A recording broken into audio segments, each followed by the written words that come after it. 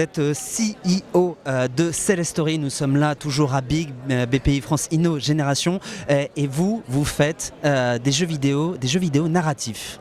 Oui, c'est ça. Alors, Celestory, ce sont des jeux vidéo narratifs. Narratifs, ce sont, vous le savez, ces jeux dont vous êtes le héros, comme les livres dont vous êtes les héros qu'on avait quand on était enfant. Vous m'avez parlé d'un jeu, moi qui suis plutôt vieux jeu, ça m'a beaucoup plu, où en fait on est le chef de bataille, on peut revivre la bataille de Iéna ou de Sterlitz, je sais plus laquelle c'était, mais une bataille napoléonienne. Exactement. En fait, on travaille avec plusieurs créateurs de jeux, alors que ce soit des scénaristes de fiction ou aussi des professeurs d'histoire qui vont pour la première fois avoir un outil de création de jeu, donc d'histoire interactive, créer un embranchement énorme qui va permettre de vérifier un peu toutes les situations possibles du joueur. Et effectivement, l'avantage de Celestory, c'est de proposer un moteur qui permet de réduire de 40 fois le coût de développement d'un jeu en mettant les outils techniques à la portée de tous les créatifs. Et par exemple, pour justement Napoléon Bonaparte, voilà, on a recréé effectivement la bataille d'Austerlitz avec Gabriel Ferraud qui justement est expert en histoire, ancien responsable de Bibliothèque nationale du roman policier également. Ça a dû beaucoup l'amuser, ça. Ah oui, ça l'a beaucoup amusé. Et surtout, on recrée tout en termes d'ambiance sonore, en termes de texte. On fait également de très belles illustrations aussi qui bougent. C'est une sorte de motion comics, une sorte de dessin animé interactif. Donc c'est génial parce que ça plaît énormément aux enfants. On est complètement immergé dans l'histoire. C'est beaucoup plus facile à créer et c'est 40 fois moins cher. C'est 40 fois moins cher.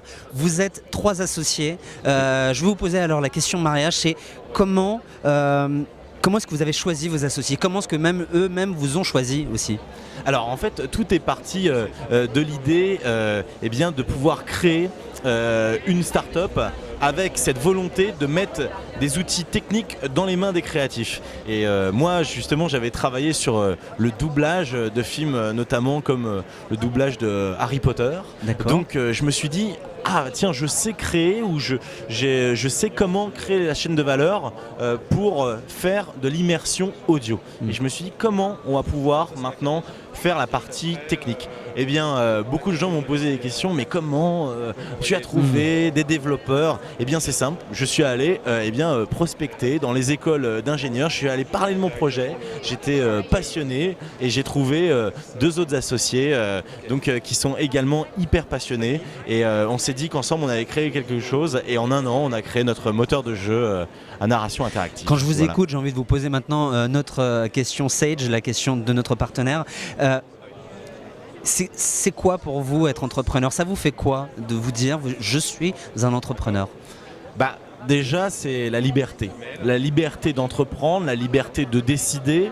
Moi, avant, j'étais salarié et aujourd'hui, en tant qu'entrepreneur, j'ai la possibilité de décider de mes orientations stratégiques, mais aussi de devenir scénariste de jeu, de diriger des acteurs. Donc, c'est la liberté de faire, mais aussi de découvrir, d'apprendre. Et ça, c'est ce qui est génial. Quand on est entrepreneur, on apprend énormément puisqu'on doit faire les choses du coup pour nous-mêmes. C'est ça qui est top. Et enfin, je dirais qu'être entrepreneur, c'est surtout avoir de l'initiative, innover, pas seulement innover d'un point de vue technique, mais véritablement aller au-devant des clients, aller au-devant d'interviews. Et c'est ça qui est génial, c'est qu'on provoque notre destin. Donc ça fait toujours plaisir. Alors évidemment on n'a plus le luxe du salariat. Évidemment on se remet en question, on a un appartement moins grand. Mais on se fait plaisir et on vit notre vie à fond en ayant des horaires quand même relativement flexibles. Donc je trouve qu'on s'épanouit plus.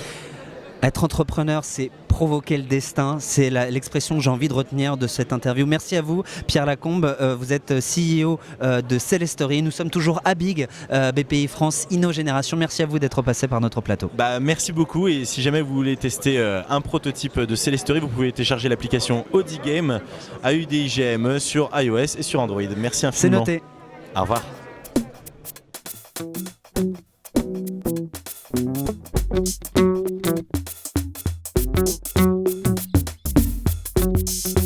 Thank you.